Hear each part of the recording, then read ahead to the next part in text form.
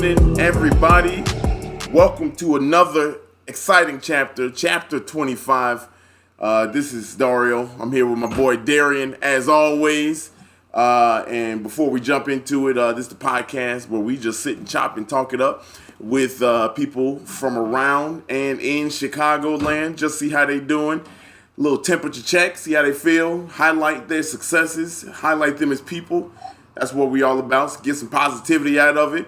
One thing I will say, and I'm getting better at this, Darrian, is if you like us and you love us and you want us to keep on going, please subscribe and listen to us on all these platforms down here. As y'all know, I don't get into it. Only one I know by visual is Apple and iHeartRadio and Spotify. So all them other joints, I love them. I just don't know them verbatim like that, man. But Darrian, how you doing, my brother? How you doing? I'm doing all right, man. Yeah. I'm doing pretty good. Go to work today, and just because I think it was a little mental health day. Is that good? Yeah. You can say that, my brother. You can say that. Mental health day. Yeah, mental health day. It's been, here we are. I'll say right back where we started because it's not right back where we started, but it's hard being black, man. Don't keep it a buck. Period. Hard being black sometimes. And I don't want to discredit nobody that's going through any type of hardships that's not black or thing like that. And some people may be a little insensitive in some regards to hear that statement. You know what I mean? It's hard being black. It's hard, but it is. It really is. It's exhausting. It's mentally exhausting. And the reason is because you watch things that happen in Kenosha, and you sit back and you start to reflect, because it could be me, it could be you, Dario, it could be one of our friends, it could be my son when he gets older. So it's exhausting to think about. You know, when you think about things like that and you see things like that. Thank God that brother Jacob Blake, thank God he's alive. He's paralyzed right now, so hopefully that doesn't last forever. We've seen people, bounce back from things of that nature. But to see that video and to know that you felt like that was a first resort, you know what I'm saying? Because there was many instances where those police officers had a chance to tackle the man, to take him down, to handcuff him, subdue him, and that's the correct terminology, to subdue him. They had multiple chances to do so, man. And me and TJ talked about it on Topics on Tuesday, and I was very unfiltered there. But it's messed up, man. It really is. And it was I started to think about it more and more last night. I just told my team I wasn't coming in, and I'm really emotional about those things, man, because I just look at my son. Man, and it's think about all those kids that don't know what's going on or have no clue right now, like, what's going on, and this is the world that they have to grow up in. Yeah. And I just hope we could get some change, before those kids grow up and to live in this type of world, man, because it's not an easy it's not an easy thing to deal with, and I've never been this emotional, Dario. I've told you before, I'm not the say it loud, I'm black and I'm proud type. You know what I mean? I'm not that type of black man. I like to move in silence with a lot of things and let my actions speak. But man, this topic, we don't touched on it before. In our own special, it's rough to deal with, man. It's crazy. It's rough to deal with. It's like every couple months we back in the same spot, man. You know what I mean? We in the same spot, and I got this very cynical grin on my face right now, man. We were talking about this about 50 minutes ago, man. You and I, and we were saying, where do we go from here? What's next? What is next? T-shirts aren't enough.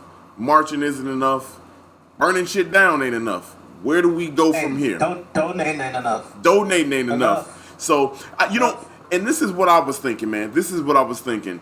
Because it is very tiring, man. And really, you hear a lot of people say, what can I do to help? And that's starting to get frustrating now. Reason why is we are grown adults. I shouldn't have to tell you how to be a good person. You know, like it's an innate ability for every human to be good. Being bad is an evil is a taught thing. You know what I mean? You come out the womb just wanting to have fun, loving, hugging. Yeah. Oh yeah. You know what I mean? You don't come out the womb saying I don't like black people, you know, or I don't like white people, I don't like Jewish people. You don't come out the womb like that. So when people are starting to ask this question, I hear it, and you hear this rhetoric all over again with the NBA, and people are saying, I want to help my brothers on the team out, and I just want to know how to help. No, man, we done with that. We done with that. You know how to help. You grown. You know how to pay bills. You know how to pay taxes. You know how to drive a car. You know how to help yourself. You know how to help and be a good person and how to stop this racism. The problem is people are afraid of what they're going to lose when they start to step out on what their other friends' beliefs are. That's the problem. The moment that they start saying, hey, I don't agree with you, that's when they're afraid, well, I got some shit to lose. You know what I'm saying? And that's the horrible way of thinking about it. So when people are saying, hey, how can I help? You know how to help. Stop that. You know how to help. We get sick of this. We get sick of it, man. I agree, man. And it's like it costs you nothing to be a good human being. That's it. It costs you nothing. It's free. It's free. It's free of charge. And all right, you want to be racist? All means. Do what the fuck you want to do. Yeah. You know what I'm saying? Do what you want to do. Okay? Cool. If you want to be racist, be a good human being. Yeah. Okay? Because there's a line, human decency, dude. A line with human decency. Okay? Like, if you want to be racist, if you want to say, like, I hate whatever, that's your prerogative, man. Yeah. Whatever. If that's what you want, just don't bring that energy over here. Right. I got something for you. Got something for you. But I am gonna say this. Be a good human being. Yeah. You don't want if your son that's Caucasian, and I don't want to just pick on white people, man, because I've seen Hispanic racism too towards black people. Yeah, everybody. So, okay, I'm gonna dip on that side because I feel like I have the experience. Yeah. Yeah. Absolutely. You do. Yeah, you do. Yeah, I feel like I got the experience. So if your Hispanic son in the same predicament that my son is in, comes to getting pulled over, you know what I'm saying? You want your son not feel threatened, to be treated a certain way. It's the same thing to happen to my son. Right. If you're white man, okay, and Jacob Blake, and he's white at this point, okay? You treat that same situation, just how this happened to this black man, as if it were your son, yourself. How would you want to be treated? You know what I'm saying? Like, right. These are the things that I'm talking. It's human decency, man. Human decency. Human decency. No human. I don't give a fuck if this dude was fresh out of jail. Right. He's fresh out of jail. You know what I'm saying? And he had a ton of priors. You let that man walk from one side of the car to the other side of the car. There were 3 male cops and 1 woman cop. 3 male cops and 1 woman cop. You mean to tell me 3 male cops couldn't subdue this dude before he got to the driver's side and tried to get in his car? I don't care if he did have a thump on the floor. You let him get to that point. You know what I'm saying? Right. You let him get there. Right. There was a bunch of things that could have been done before it resulted in you firing your gun.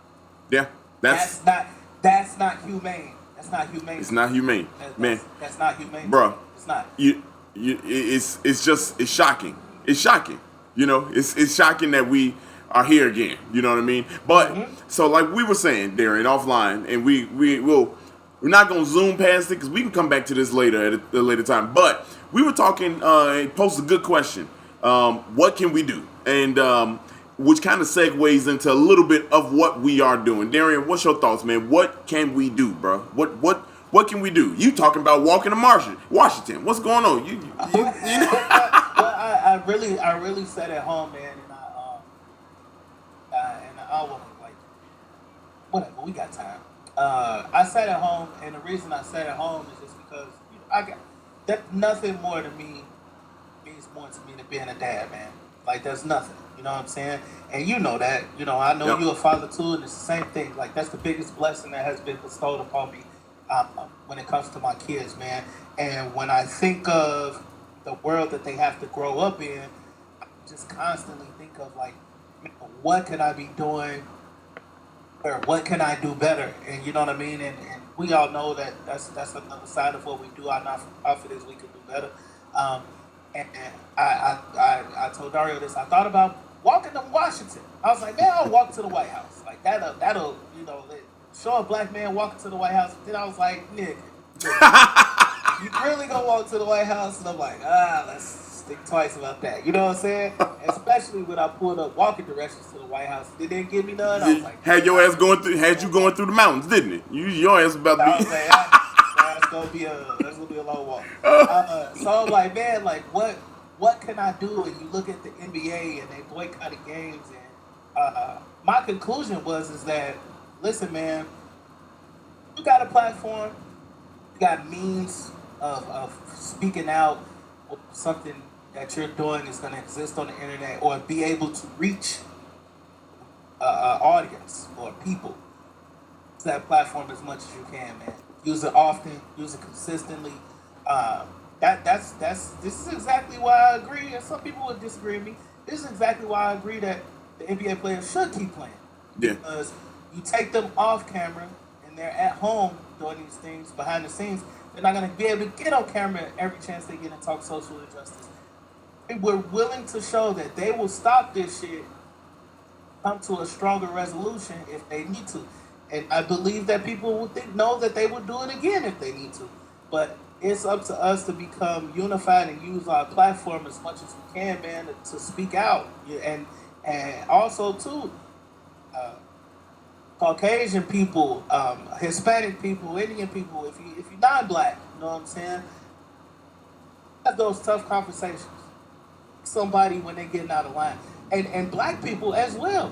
Check somebody when they're showing a hint of racism towards some white people. Yeah, man. You know what I'm saying? It's all the same thing. It's a two-way street, man. It's a two-way street. It's human decency, man. It's human decency. Because we got a white man on here that's gonna be our guest today. And he's a stand-up guy. Citizen, Stand-up guy. Stand-up guy. Stand-up dude, you know what I mean? And if somebody was to say something about him in front of me, like, I'm gonna check him. You know what I'm saying? Because it's a two-way street. Yeah. But it's things like that we could do better on, man. We could definitely do better. And don't be afraid. Listen, if people, you're a friend and they call yourself their friend, and you speak out about racism and don't like that, they don't need to be your friend. They don't need to. You don't want people like that around you. They weren't your friend in the first place. They weren't your friend. They were there for benefits. Yeah, man. That's what they were there for. They were there for benefits. They were there for benefits. It's like, it's crazy to me, man, to think of like, this is the world that we're creating for these kids that don't even know no better right now. Yeah, yeah. I mean, like there are small children that are seeing this on TV, or Jacob Blake's kids. They saw their father get shot. You know what I'm saying? They traumatized. They got to go to therapy and all of that. Yeah. Like there are kids that don't know what's going on. Like I tell people a story. I commend my daughter's mother, okay, because they lived in Virginia, all right, which is South. So you know what could be experienced with things of that nature. You know what I mean? My daughter has gotten straight A's. My daughter hasn't lived in the same state as me since she was 2 years old. She's 12 now. She's 13 in December. Moved from Virginia because my daughter's mom said that daughter wasn't getting the same treatment in school as the other kids. Now, like I said, my daughter's been at straight A since she's been in school, and there were Caucasian kids that were getting put in honors classes, and my daughter had better, if grades, if not better grades than them, and she felt my daughter wasn't getting opportunities. So they moved to Houston. She felt like my daughter would get better opportunity. You know what I'm saying? But it blows my mind that my daughter even has to go through that at 12 years old. And shout out to her mom for recognizing that. You know what I mean? But it's crazy that my daughter has to go through things like that. That's growing up black people. That's growing up black. Growing up black. Growing up black. Man, growing up black is it's got its pluses and minuses, man. But it's funny that you speak on the kids and like what we could do better, man. And if you don't mind, I'm a move forward to what we are doing better. What we are doing better at. Over the last couple of days, I don't know if you saw, if you pay attention to what we all have going on, but us and the other part of us, we can do better. We're doing an encore show for the students of CPS, and honestly, this is probably a dream come true of my career when it comes to anything in this entertainment world. And Darrian, I'm sure you share the same sentiment, and we don't know how we got here, but we're here. But we got the opportunity to partner with. We got the opportunity. We know people. We know people. Listen, we good dudes. We got good character, and God got us, and we know people. That's what it is. That's how we got here. That's how we got here, and where we are is we partner with the Chicago Urban League, and we're gonna be doing some good things from now and until that relationship breaks with the Chicago Urban League. And if y'all don't know about the Chicago Urban League, and I think we made that announcement, some people got it. I don't think people understand the magnitude, but that's a 104-year-old establishment that works with the black community, minority community over on Bronzeville, South Side, all over the city, and they work on education, opportunity, community work, and this is right up our alley. So I'm honored, man. I'm honored to be a part of it. I know Darrian is, Jatsiri, Anwar, Martello, all of us, man, five people just came together, and look, here we are, man, doing something, and we got some great things planned for the future. I like that. I like this talk track, Darrian. We always have something going on, man. We always got something going on, and it's a beautiful thing to be able to do for other people, man. I said this last night on the showcase, and if you listen in here, we do every Wednesday Night Lights. Wednesday Night Lights. Wednesday Night Lights. We performing at the top of the show. I want to give a shout out to Darius Williams. He is he runs a non-for-profit, so to say, with just like us. It's called The Will to Overcome. I don't know if I'm getting it all the way correct, but The Will to Overcome. Yeah, and I just want to look directly in this camera and tell him, man, I don't care how big or small the turnout is or how well you think it is. I said this last night and I say it again. If you're doing anything good for anybody without being asked to, that in itself is a success. So I don't want you, my brother, to feel bad about doing anything or how big or how small the success was. I know when me and Darrian do whatever, we could have passed out 5 book bags and we would have been happy. I know Jatsiri would have been happy. All it takes is for you to impact one person, man. That's it. That's it. I share the same sentiments as Dario. Y'all can also go over to his. He has a clothing line, The Will to Overcome. So you can go to. I'm pretty sure it's The Will to Overcome. Yep. It's Jatsiri. Yep, Will Overcome on Instagram. The Will to Overcome. Go check them out, man. Brother's doing some good things, man. And it was just on me to kind of talk about that, man. And because we need more activism. You know what I mean? We need more people coming together and doing something, man. And that's what we need, man. That's what we need, Darrian. We need more people to just be foot to the ground, man, 10 toes down, doing some stuff, man, and not just talk about it. We can get behind this camera every Thursday, 7 o'clock, and we could just say we doing some stuff. But I feel like we've gotten better ourselves with putting our actions to words, and you held all of us accountable a few days ago, man, several days ago, and said, "Hey, look, let's be about it." You know what I mean? And be positive. Productions, we can do better. The podcast, man, everybody that worked with us, man, we all got the same mentality. T5, we all got the same mentality, man. We want to Joe Hurt. We want to make sure that we do things that are changing people's lives and like not just talking about it. It's so often we talk about it, but we're using that platform, man. Oh my goodness. Yeah. I know you that was your segue to wind down a little bit so we can get you on here. And I do want to say something else before we transition into that. Mm-hmm. I'm gonna be. This is the first time that we're gonna say this on here. It'll be the last time, and that's that I promise you. Yep. And, I decided to get behind the wheel on this one because I always say that I don't have a career I have to worry about sabotage and shit. You know what I'm saying? I'm all about honesty. I'm all about transparency, and I'm all about keeping it real. Dario tell you from the jump, like I pride myself on being the realest dude in the room. So I will definitely address something, an elephant that's been sitting with us for a while. All right, there's no secret. When we came on here, you stupid. When we started season 2, there's no secret. Actually, I must take it back a little bit. The end of season 1, no secret that there were 4 of us. 3 people on camera, 1 person behind the camera. There's no secret about that. Okay, we've never shied away from that. And some point in season 1, towards the end of season 1, you started to see myself and Dario just on camera, and 1 person behind the camera.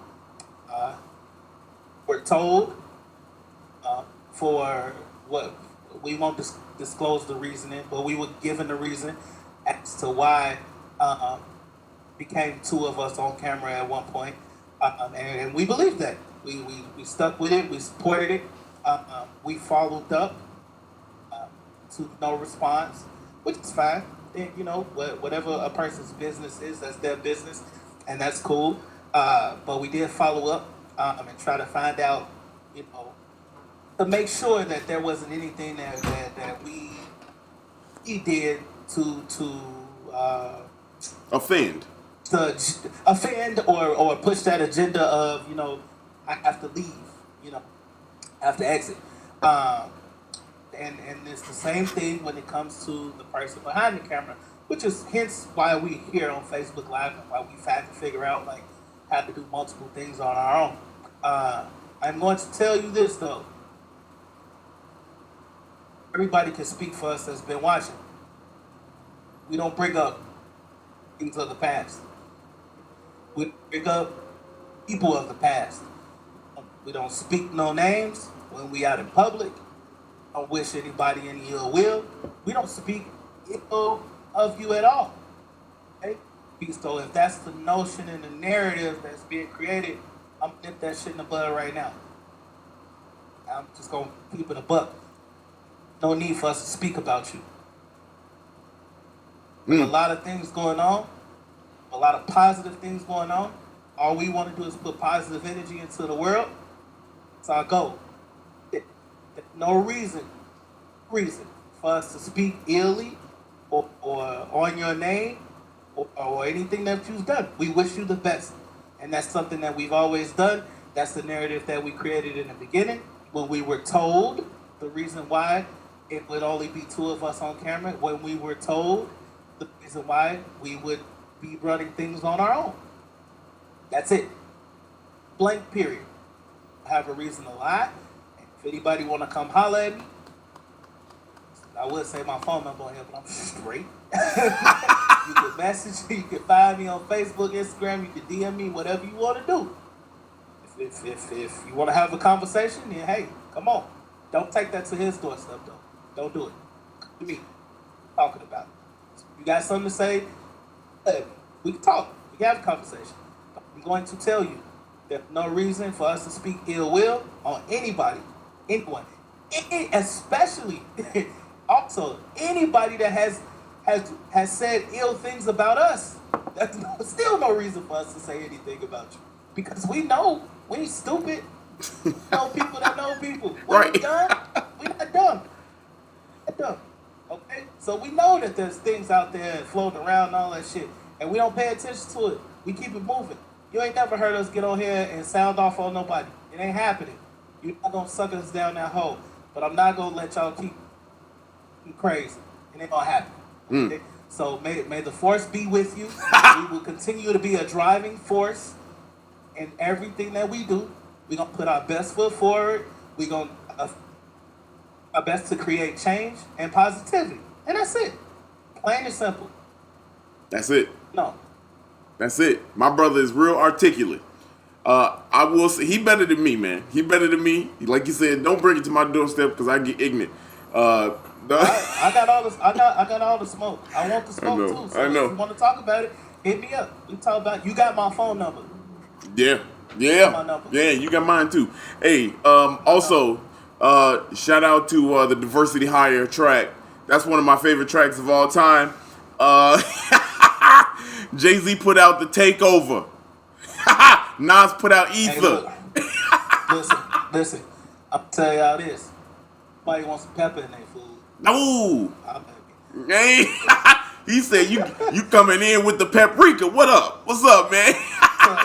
Hey, Darrian. Anyway. Darrian, see, I'm glad. PSA. Look, we got one thing I want to do. We started this second, I think it was the second chapter of this season. And it is the big word counter. Put it up. I'm going to put it on the board. There you go, folks. It's 2-1. I got my first one on the board last week at the top of the show. I don't know how I stumbled. I was just so into it, and chapter slipped away from me. I appreciate you being humble. I'm humbled. Right? Because somebody that wasn't humble would be like, no, that don't count. I'm not putting it up. No. I don't have no control over the counter, people. No. Control.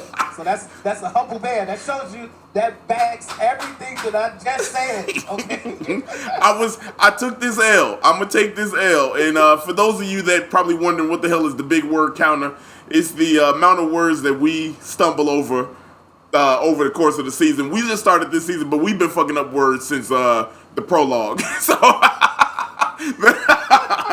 So we that's just why we started breaking stuff down. Yeah. So we took it necessary. Yeah, we took it. we took another step. We took another step. Make this thing happen, man. All right, Darren, you ready to bring on? Were you ready to bring on that guest, man? After this little commercial break. Yeah, I'm looking forward to it, man. My man Joe, I'm looking forward to it. Yeah, man. I know we just spent 30 minutes on the head talking about our talk here, but it's necessary, y'all. We're going to be back. We're going to play the sponsorship clip, and when we come back, Joe Hurt is going to be here. Y'all, hold tight. Welcome back. We back with, I guess, hey, while we was on that, if y'all was listening to that, Darrian took the deepest breath.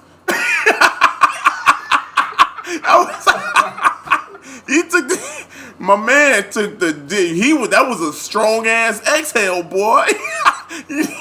You could tell that's how stressed this motherfucker was over that shit that we was talking about. You gotta get the shit off your chest, man. Gotta get off your chest. Oh man, hey, let's welcome to the show our guest, chapter 25, the homeboy, all the way from California. My boy Joe. Joe, is it Joe Hurt or Joe Hurty? Let's settle this shit right now. Is it Hurty or is it Joe Hurt? Is this where the discussion happens officially? Yes, this is where it's officially happened. All right. So to be honest, I was flirting with the idea of keeping it Joe Hurt as a stage name. Okay. Because that's what I was like, my nickname growing up constantly anyway. It's like, oh, Big Hurt. Oh, Hurt, how's it going? It's pronounced Hurty. Even then, we're not quite sure. Okay, hey. Like, as you guys know, my grandparents on my dad's side were both born deaf. Okay, I'm sorry. Like, they couldn't tell us how it's supposed to be pronounced. Joe, I'm sorry. I'm sitting here Look, this man, y'all heard it here. He making me laugh. He said, "He's Joe Hirte." Joe Hirte, everybody. You heard it here. That's the official enunciation of his name, man. How you feeling, my brother? I'm gonna go all the way into it. Oh no, those full backstory and everything, but no, yeah, I guess Joe Hirte here. How the suspense is gone. I'm doing well. How are you guys? Man, we good. Listen, I'm gonna call him Hurt. The streets named him Hurt. I'm gonna call him Hurt. The streets named him Hurt. You know what I mean? I like Big Hurt. Big Hurt. TJ Stokes, who we all know and love, assuming you're watching this, he said first name of your comedy special has to be Hurt Feelings. Ooh, I like that. But I can't get that out of my head. I like because that. I then have to make a choice, so dude, it might be Hurt from here on out. Dude, that's fire. Hurt Feelings is fire, bro. It's really good. That's fire. But if I spell it Hirte. Yeah, man. Dude, oh my God, that's like TJ. Fun fact, came up with Project Reach. TJ came up with that, man. Yeah. TJ is a wordsmith. He's a rapper. Yes, it would be some shit, Joe, if it was Hirte Feelings. Yeah. Ooh, ha. No, that's a stretch, my brother. That's a stretch. Joe Hirte Feelings. So let's stick with her, man. I think I would have to actually spell it out for people, in the parentheses in the dictionary, show where the incantations go. Yeah. Damn, that's something work on an album. You hear that word he just said? Wait a minute. Hold up. Hey, me thought the same thing. Ladies and gentlemen, if you didn't know, white man on. Man, I just proved it. What did you just say? What was that word? Annexation? Incantation? Is it spelled with a or an I? It's both. It's both? Oh, shit. Yeah. Listen, y'all notice, I did not attempt to say the word. Look. I'm not getting another. I'm not getting it. Nope.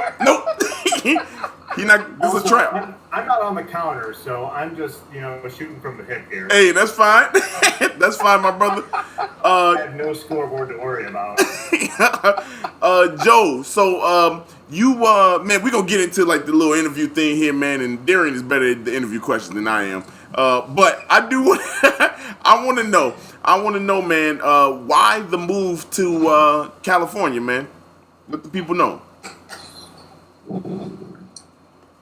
So I always knew it was something that I wanted to do eventually. But also, my girlfriend had already been out here for a year. Okay. She's from here. Also, I've been working at Second City for about 4 years. Okay. The time when I started thinking it's time to kind of go. Yeah. And when I was looking at Chicago, granted, what I messed up was realizing how much I actually enjoyed stand-up. Yeah. Because once I had it in my mind, I'm giving this 6 more months, before I go, I'm just going to save it for the move. I started doing more stand-up. I kind of wish, I would have, done more reps around the scene before that happened. Mm-hmm. But besides that, I had spent 6 years in Chicago, 4 at Second City, and I was like, you know what? The only reason the big game in town for me that I can see myself doing is a main stage or ETC at Second City. Right. That is 12 possible positions. That's still only a stepping block to where I want to go elsewhere. Right. So if this is all that's keeping me to be here, and I was also starting to enjoy myself. Yeah. If anyone's worked service industry, it's a rock star lifestyle. If you perform on top of it, you're having a lot of fun. You're surrounded by funny people. You get to work hungover, and everyone forgives you for it. I was living in a decent apartment, and I remember, not the greatest guy to right now do what's in the news and everything, but Terry Crews said, when you start getting comfortable, that's when you have to worry about your success. Damn, man. It's you know what? I'm starting to feel comfortable in Chicago. I'm starting to feel comfortable in Chicago to the point where it's you know what? I really want to like say that I'm gonna make a move out of this as a career, it's time that I go to LA and see what's up. Man, that's Then good. a month after it, quarantine happened, so I can't tell you how it's going so far. Yeah, right. you don't know yet. You can't go outside, man. I can't give you an honest opinion. I'm like, how's LA? It's like, well, I don't know, it's kind of like the rest of the world now. It's an apartment. It's got walls and got a nice little curtain back there. I see the curtain back there. Whatever that is, man. Like you doing big things, my brother. Like Joe, I got a question for you. And it's kind of like it's actually a relationship question. So shout out to our friends over at Menage Pod because I guess I've been listening to too much of that. You said your girlfriend was there for a year, so you guys had a long distance relationship. How was that? Tough. My dad's a pilot, and I'm still was on his flying benefits, so I could fly standby for like cheap, reasonable pricing. If it weren't for that, I don't know if we would have been able to make it work. that's what's up, man. Because we were still able to see each other once a month. Wow, that's not bad. Okay. That's good. That's good. It was just like I don't know. Not seeing each other. But That was a topic. If you don't think. That was a topic. That was a topic, man. From Tuesday. I don't know how that long distance thing, man. Woo! Oh no! Nah. A lot of it was also just knowing when you know, you know. Yeah. So, like that's good. Hey, that's spoken like a real man. I was about to say that's some real man shit right there. When you know. That's some real man shit. Cause I don't know that long distance shit. I'd be like, man, how much is Southwest? I don't know.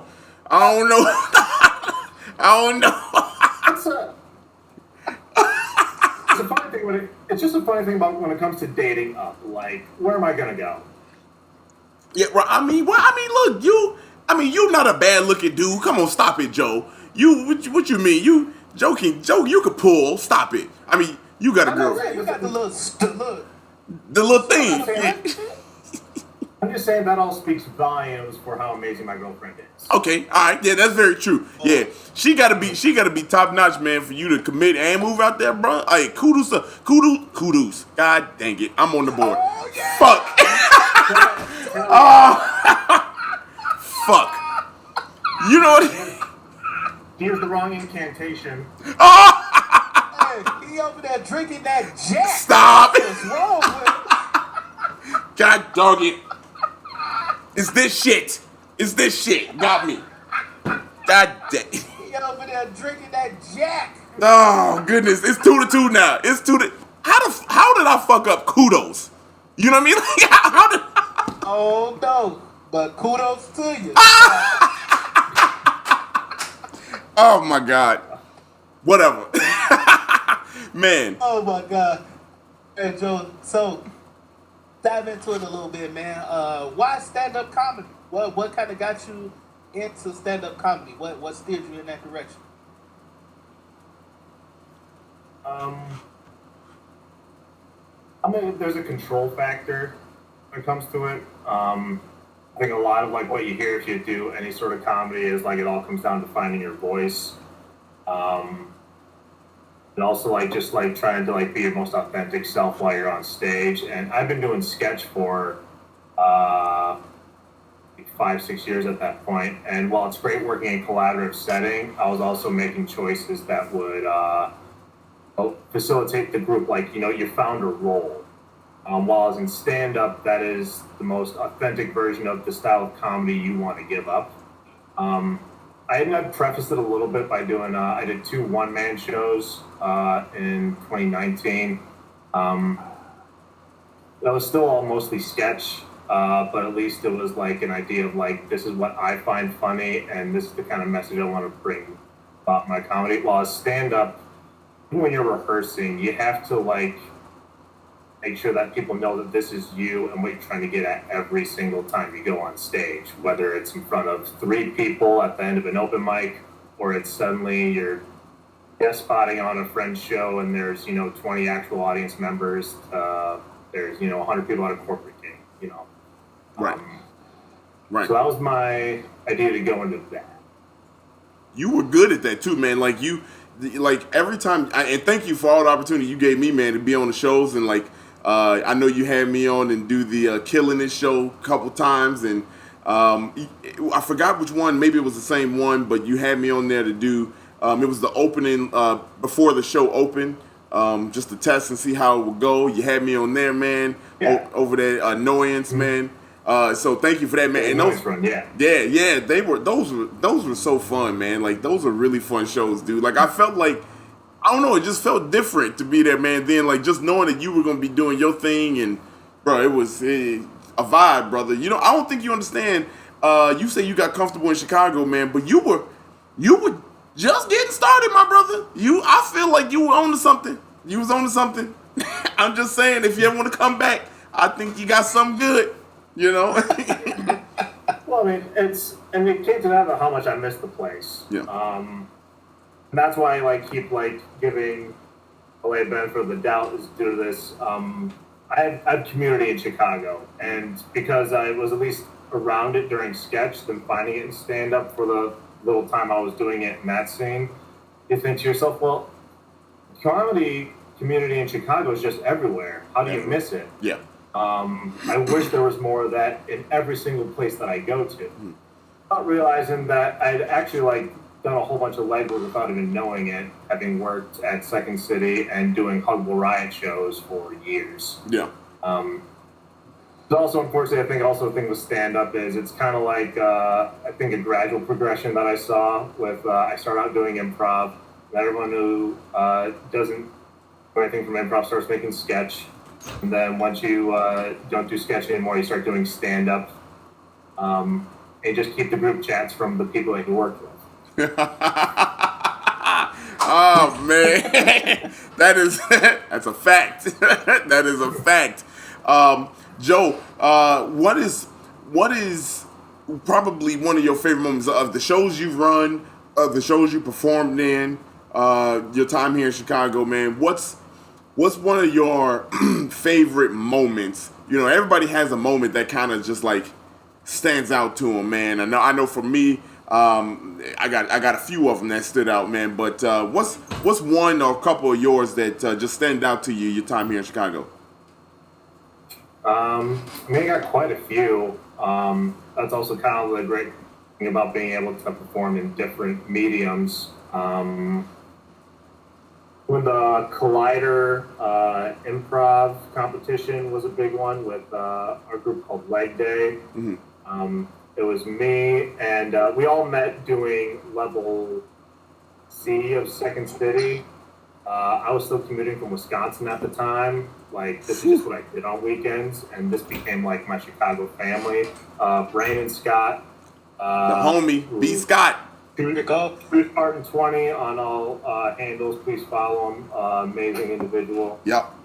In the comments, he watching right now. Hey, Brandon got a shorty on the way, man. Congratulations, my brother. I was just at his baby shower. Congratulations, B. Scott. Yeah, I was just at the baby shower. Congratulations. Yeah. Mm-hmm. Him and Jill, congratulations. Love y'all.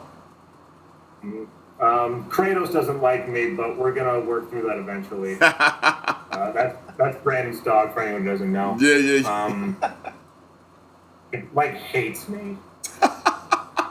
It's funny because it's a black dog too, and Joe, you are a very upstanding person when it comes to the activism for black community. So I don't know why that dog got beef with you, man. It's misunderstood.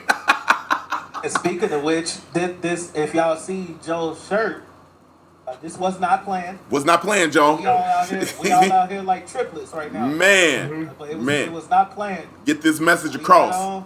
We got on. Say that, Joe. We got on, and we noticed that Joe had on his shirt, and neither one of us said we was gonna wear these shirts, so it just all worked out. Well, go ahead. Keep going about Dario's question. I'll get back to the. Actually, I'll finish that, and I'll want to circle back to the shirts later. Mm-hmm. Yep. Yeah, it was me, Brandon, Steve Ward, who's not on social media. Don't worry about him. and Andy Galeka and Randy Taylor. It's a weird inside joke, but yeah. But like these were, it was like the first time that was like, you know, there was kind of like stakes and improv that wasn't in front of a teacher. Mm-hmm. It was like a few times we actually get validated by like a voting system. Yeah. And we weren't bringing the biggest crowds, but we kept moving on in this competition from getting like, we also get to vote for who you think was actually good, because we know you're all bringing people in terms of the audience. Yeah. It was like 4 shows in a row, just packed out audience who just truly enjoyed what we were putting on stage. What we were doing was just like making smart moves, being us.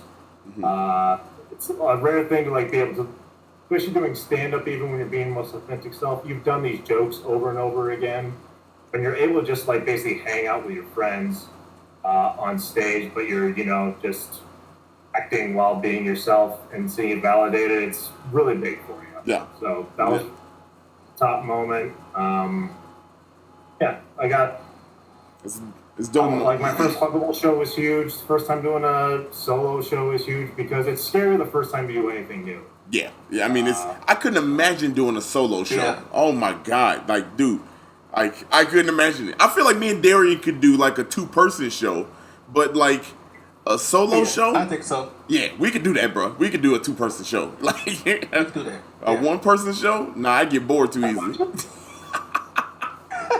I get bored. You know what, man? You do a lot of crowd play. You good at that, like riffing and stuff. So I think if you involve the crowd, like I think you can get it cracking for sure. Maybe. I think so. Maybe. I believe in you, my dude. Man, this dude, look at him, y'all. This man be gassing me up. Next week I'm gonna be announcing a solo show. Watch. This how this this how this shit start. You know. This how it start. Joe. If comedy's gonna still stay virtual, solo show might be the market you want to go to. Hell, look, 45 minutes shit, on the screen. Bro, I can't look. Hey, you see how good this camera is? I don't know if y'all can see this feed, but look, a brother done upgraded. You know what I mean? A brother done upgraded, man. You can see. I gotta make sure my hair is brushed now. I gotta make sure, you know, my shit is lined up a little bit. You know. I'm looking at the live feed at the same time. You damn near look light skinned. That's cause God. I mean, ain't nothing wrong with it. Ain't nothing. I mean, you know what it is? I got this light right here. This light really making a brother glow. You know.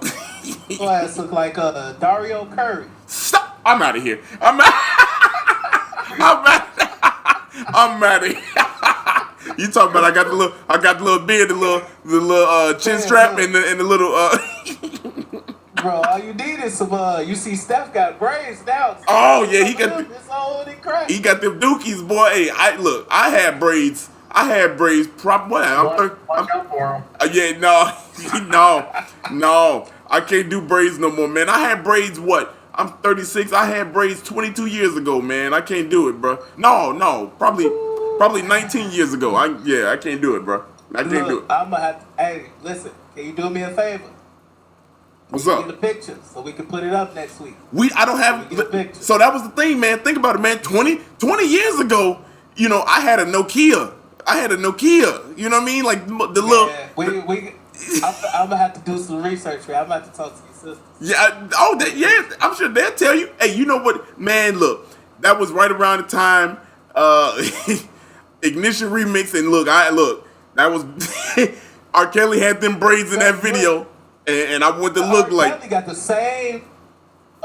the same shaped head. Oh, come on, stop it. You know what I'm saying? That's where the similarities in between me and him. I'm done.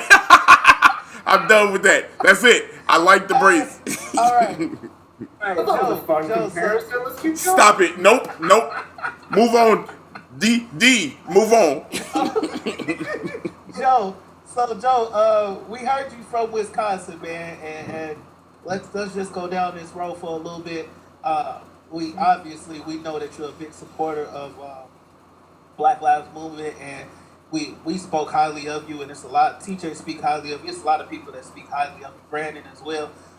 So I want to know your thoughts, being from Wisconsin, of what happened to Jacob Blake a couple days ago.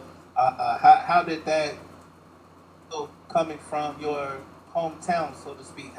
What did you feel when you saw that happen? I mean, not being physically there, I wish I could like get a bigger sense of it. Like talk with like my family that's there. They're still somewhat removed from it.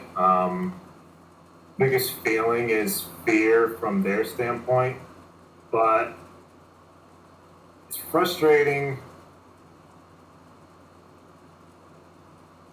coming from an angle where, not coming from an angle, but just seeing it as like, all right, how are like, people that we always talk about on social media who are like, how would I friend these people in the first place because they have different political views? Because like, well, you grew up with them. Right. And people change, and that's just, that's why this happens. People change over time. You haven't talked to them in years, whatever. All these people from our hometown are still seeing, reacting to it. And sharing stuff that is still skirting the issue, Yep. That's frustrating. Yep. Like retweeting or sharing someone from a Wisconsin politician saying like, what happened to tragedy, that's awful, but this is so-and-so's America if you don't vote this way. It's like, this feels like you're handing out a business card at a funeral. Ooh.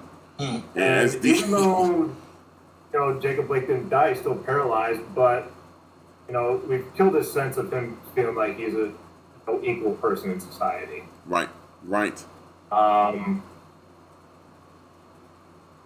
Empathy is a thing that I think is getting overlooked at. Man. Frustration you feel when frustration people have when they post like, well, that's not exactly what happened. It's like you're frustrated over The semantics. I'm just going to call her semantics. Yes.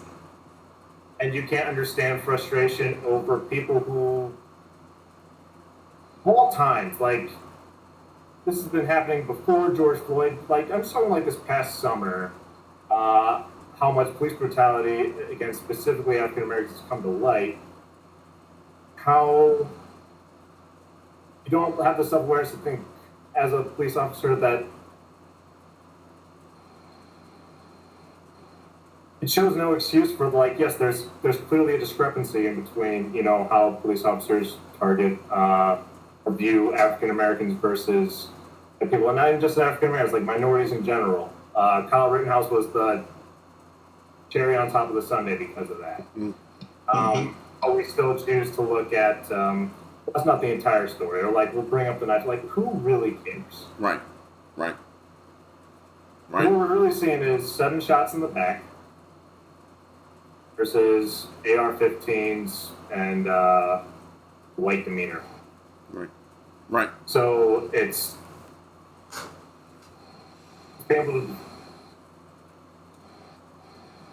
unfortunate to see that so many people just want to, like, especially with it being an election year, that they assume like, well, how I talk about this is how people view my political views. But that goes back to the very beginning when I said, I was like, people are afraid to say something because they're afraid of what they got to lose. And that's the big problem right now, is that exactly what you just said. A lot of people think that way, and that's unfortunate. A lot of people think that, oh man, they gonna judge me if I think this way, man, or I'm not gonna get this opportunity because I think this way about something.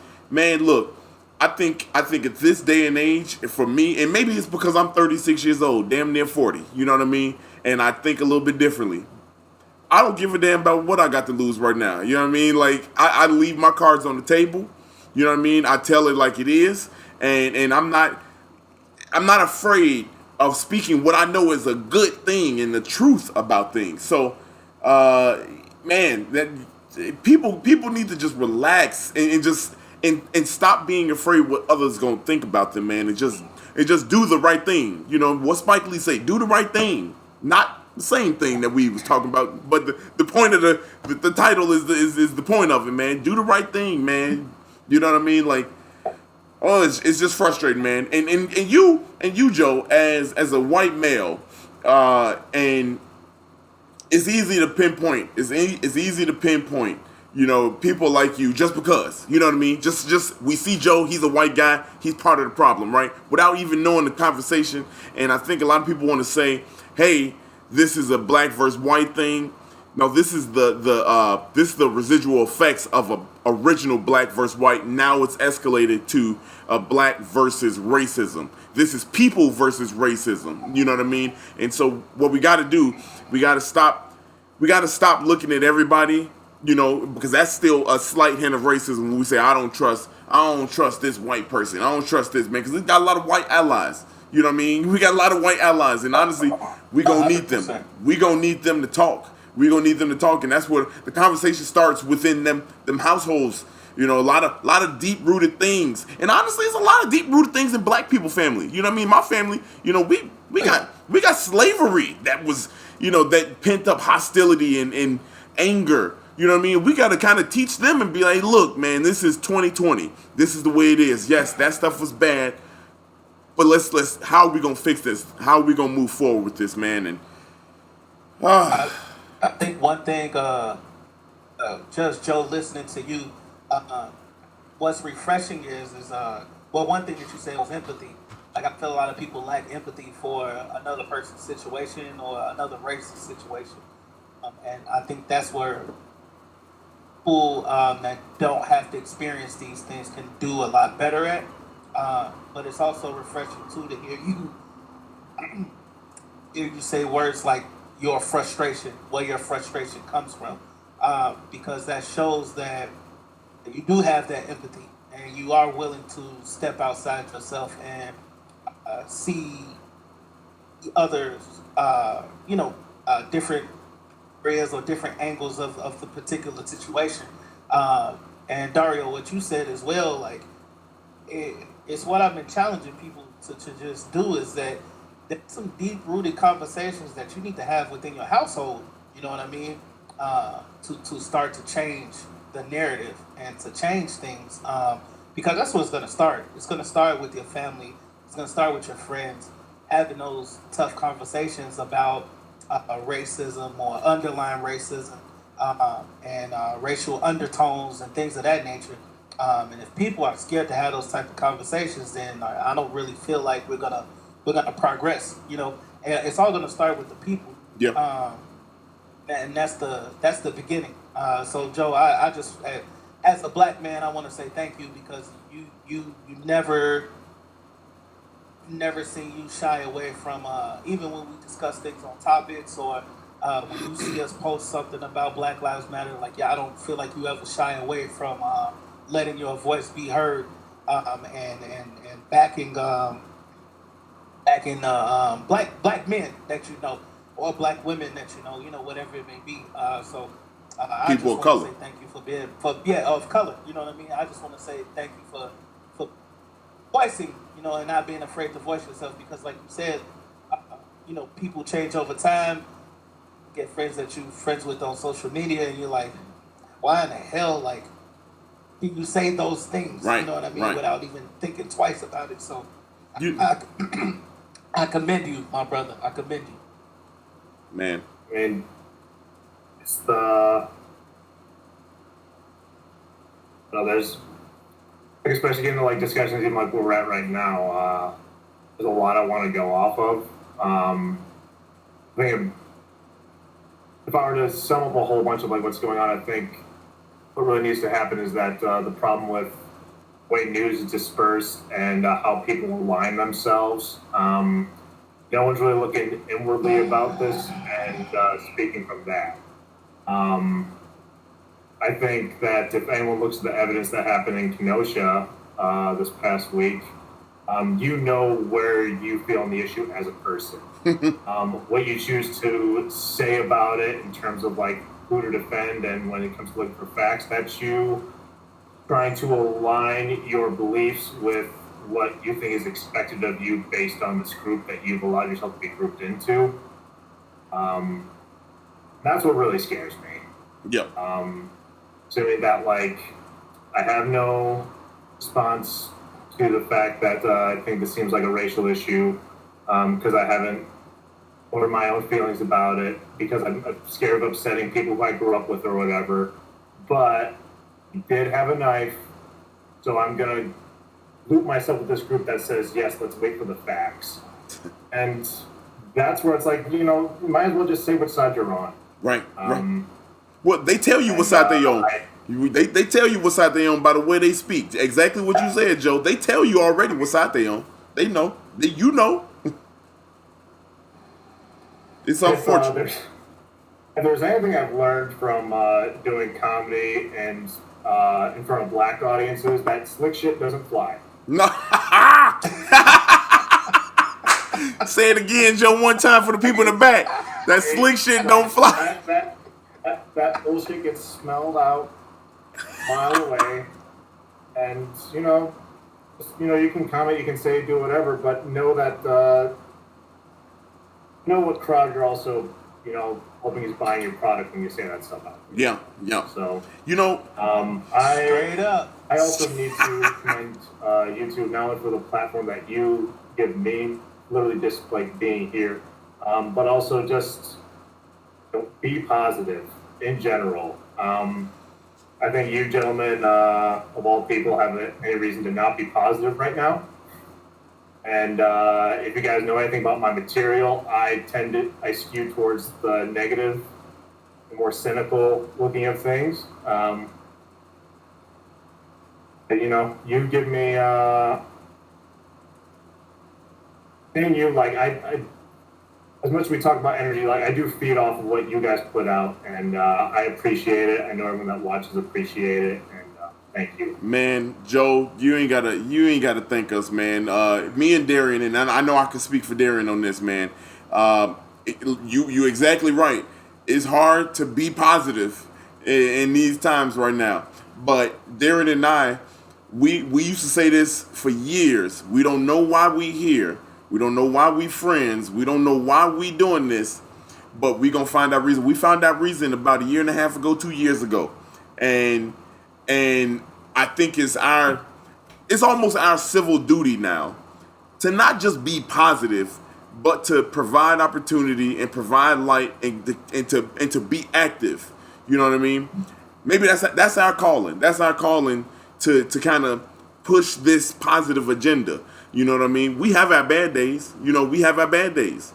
But we don't let that affect us, man, because there's a bigger picture. You know what I mean?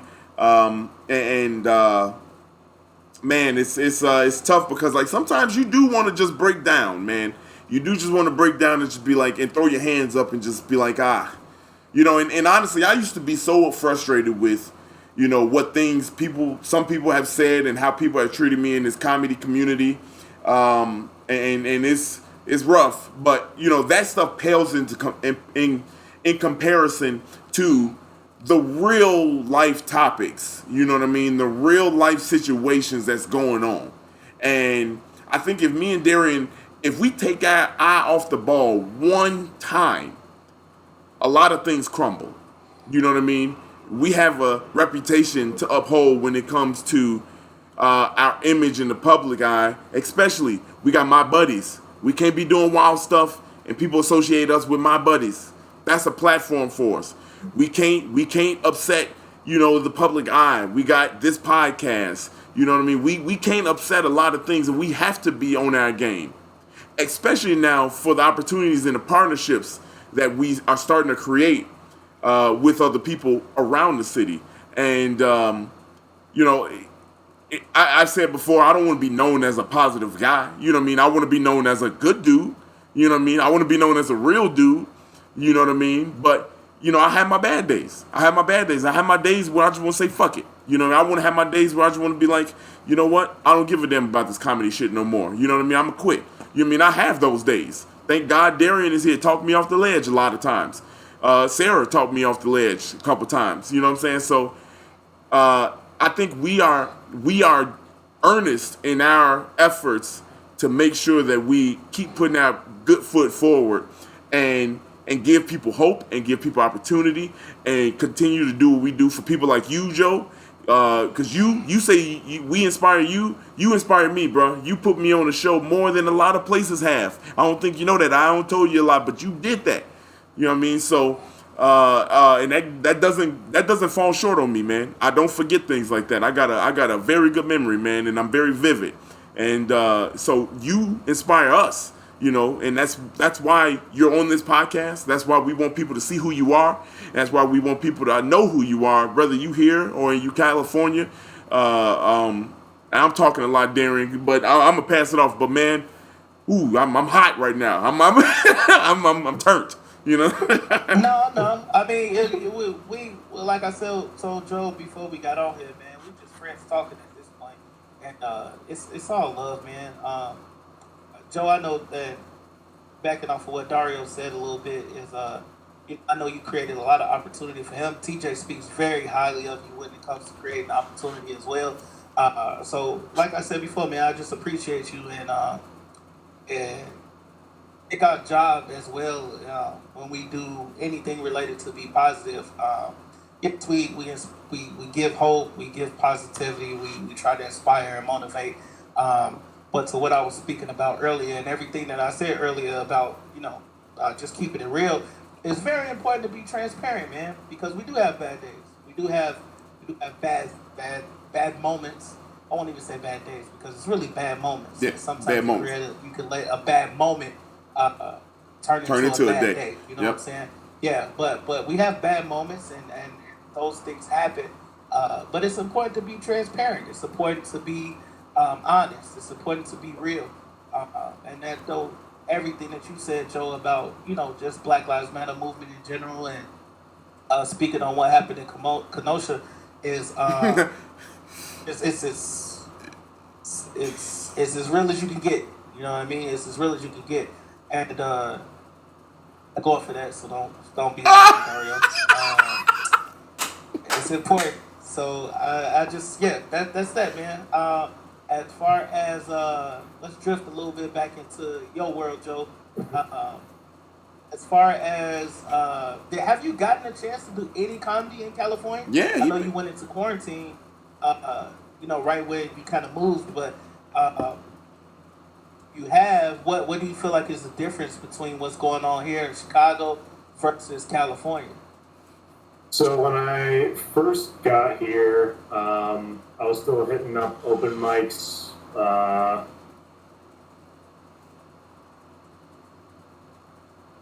was able to hit probably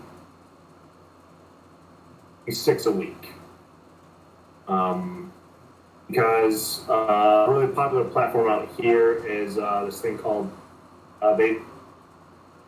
comedy producers for open mics will literally just open up back rooms. They'll be open from like noon to like 10 p.m. Okay. And they can allow like a certain amount of comics in there for hours, is to accommodate people who probably are working at night, want to do a bunch of shows in one day type thing.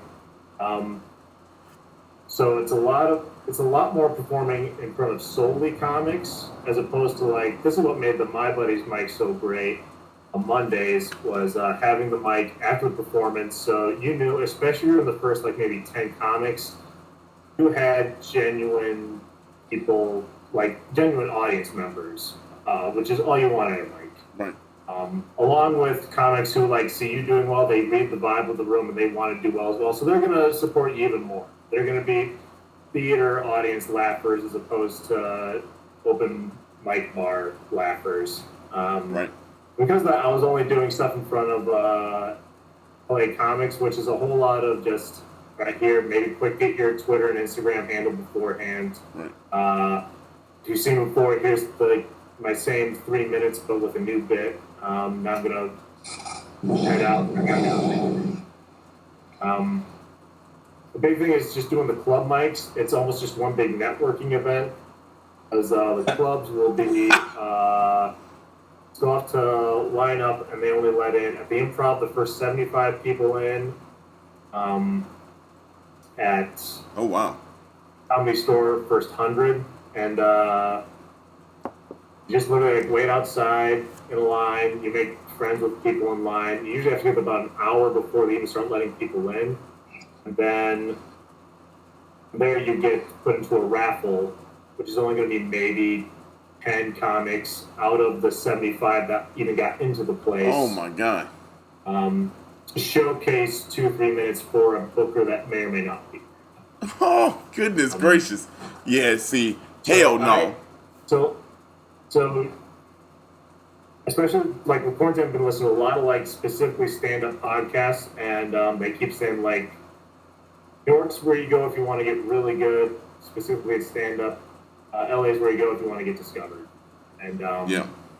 I Wow. simply have more connections out here in LA, clearly with Hannah being out here and doing the trip multiple times. And honestly, cold weather gets to be a thing. So I forgot to mention that. I function better mentally when I'm not just, freezing my ass off. We all do. Not only born and raised in Wisconsin, but 3 polar vortexes. Like the moment I moved to Chicago, like I said, I'm gonna pamp myself a minute, weather-wise, and just come out here to the fires. Oh God. Just feeling- You know what's crazy? And this is I don't know if I'm saying this right, but when I was in Colorado with Pat Truer, shout out, this is my boy Pat Truer. He was telling me that some of these fires are necessary. You know what I mean? Like they're necessary for things to continue to grow and to stop certain things from growing. I don't know if I'm saying it right, but that's what he was saying. I thought that was an interesting take, man. But I mean, I know them forest fires over in California be real as hell, man. Like, God, don't. Like, that's crazy. But he was saying they kind of necessary. What do you think? Are they necessary, or what's up? I've heard of the controlled fires thing before. I also just see signs when you drive up Pacific Coast Highway that's like fire danger, and they have like different colored signs for the like green. It might be an okay day. Lately it's just been at high. Like the fire notice is just high for the day. That's like you talk about like it's humidity or like chance of thunderstorm. I couldn't do that. So you mean tell me a fire could break out at any time? They don't even know? Somebody with bad breath come on, breathe on one of the trees. It's a wrap. Come on, man. Right. Let's. All right. So we go. Start to wrap it up. I'm just saying. Somebody come over and be like, "Ooh, what is this? A hibiscus? Hibiscus?" And that motherfucker just go up. What is that? Oh my God. So we go. Not wrong though. Hibiscus lavender coffee is a thing out here that I've had, and it gives you terrible breath. So you're not wrong. Hey, look, I know. Hey, that shit hot. You know what I mean? Let them know, Joe. Let them know. Oh my God! All this playing in my head right now is before Nelly song come on, be like hot shit. Oh, we going. It's burning down, baby.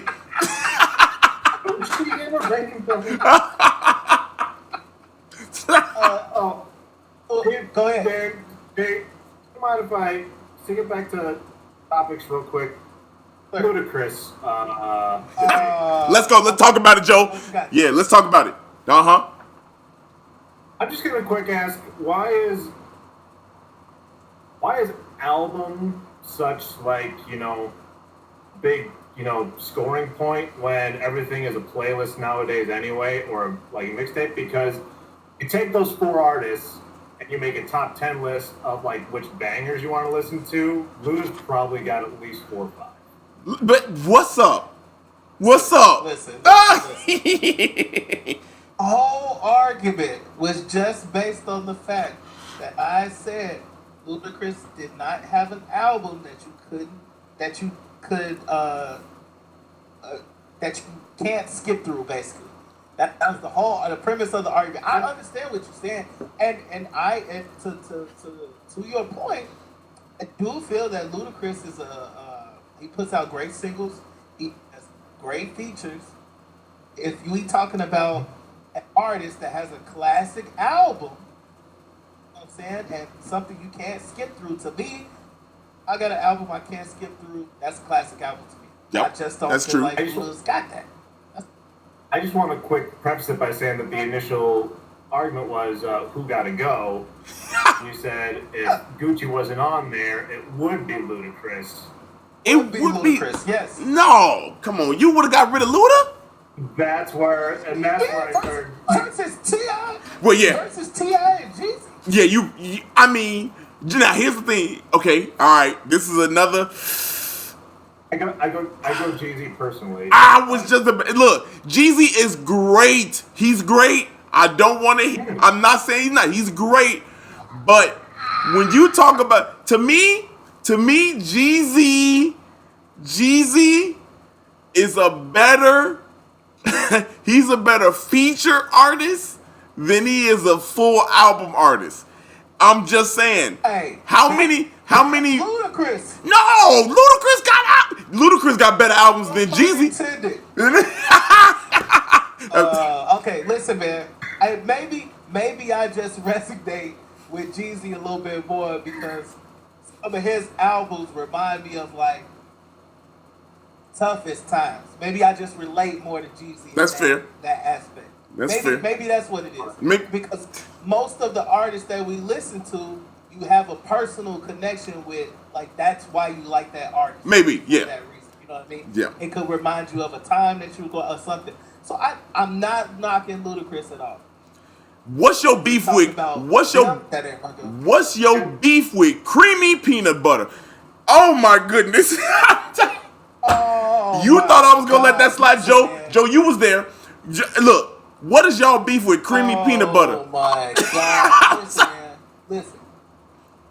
We've already established in season 1 that you are the safest. That ain't safe. Rick Wallace was in here. He was watching, and if he's still watching, you and him, the only 2 black people, not the only 2, but the ones that's closest to me that I know to eat perch fish with no bones. You're just trying to be safe. Perch is good. Wait, look. If I got perch is fine, but I want catfish. I don't want no perch fish. Bruh, give me.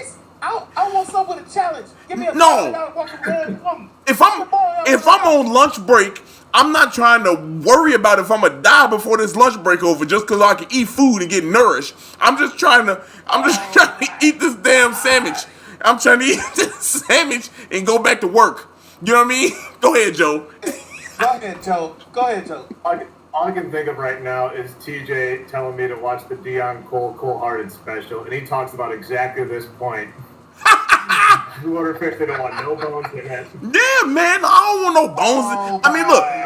God. And being from Wisconsin, where we do fish fries every single Friday, it's a year-round thing. Yeah.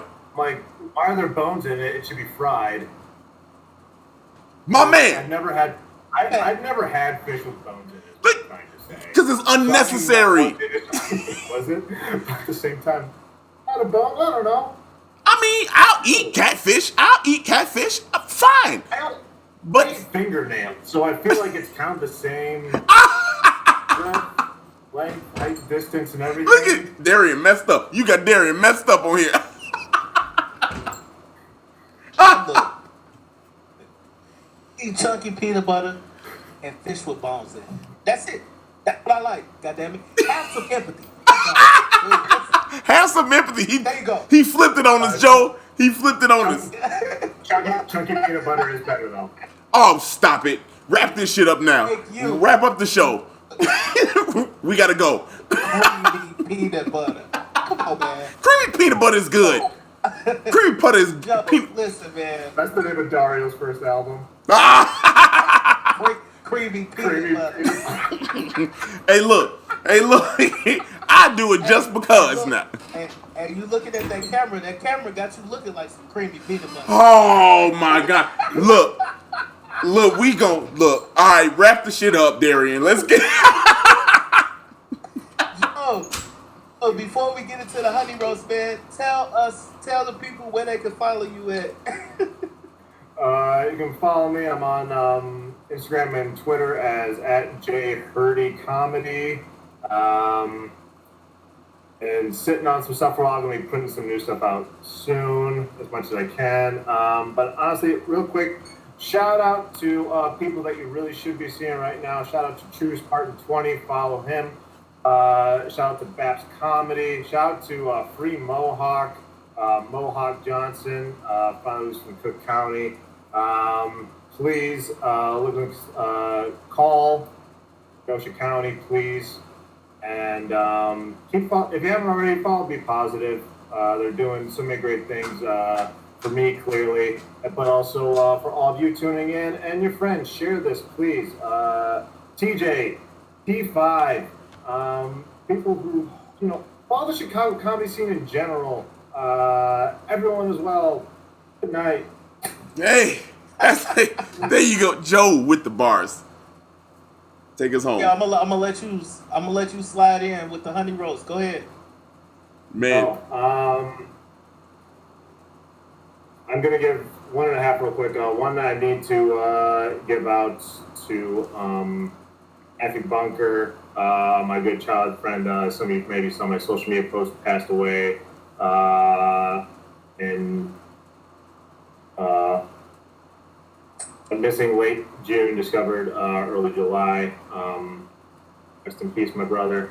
And but also honey roast to Brandon, who you're my day one. I love you so much. I'm so happy for you and Jill and your baby boy on the way. I'm a love for you. I love you very much. Man, there it is. Yes. That's beautiful, man. There it is, right there. That's beautiful, man. Darrian, any final thoughts, man? Hey, it's been wild. Good chapter 25, man. Joe, thank you for gracing us with your presence, man. We really appreciate it, my friend. You be safe out there in Cali. To everybody that's out there right now, Black Lives Matter is not just a catchphrase. The Black Lives Movement is not just a fashionable thing. Speak up, stand up, talk about it. For uncomfortable conversations if need be.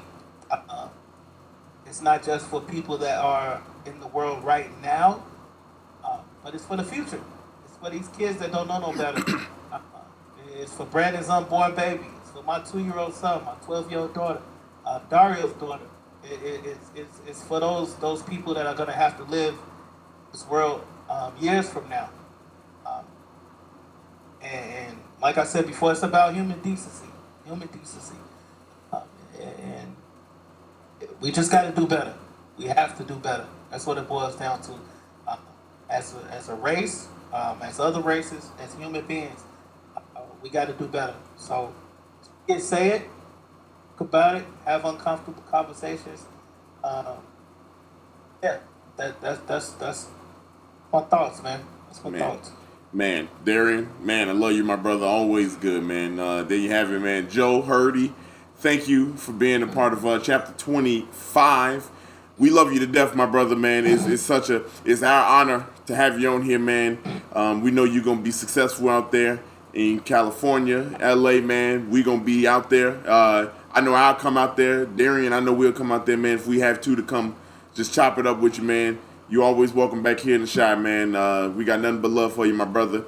For those out there, man, watching, we appreciate you watching, hanging in there with us, watching a mediocrely heavy episode. We didn't want it to be this way all the way, but tough times call for tough conversations, and we appreciate you sticking with us, man. Shout out to everybody that really do support us and rock with us, man. Shout out to everybody that don't just rock with us, but rock with Black lives in general. You know what I mean? That's what it's all about. We do this every Thursday, 7 o'clock, gratefully, to highlight other people. And sometimes it's tough to take the camera and use it for ourselves for some time, man, and just talk about this stuff. So we appreciate you all sticking with us. We got some fun stuff coming up. With Be Positive, the podcast, productions, we can do better. Like Joe said, stick with us. We got a fun chapter. I don't know if you realize, Darrian, next week will be our 30th episode. I'm going to say episode intentionally this time. But we got a big one. It's our 30th episode. We call them chapters. Chapter 26 will feature Tiffany English, who is the founder and president of Women in Business Connect. Y'all make sure y'all tune into that. I have an affinity for women's rights and women empowerment.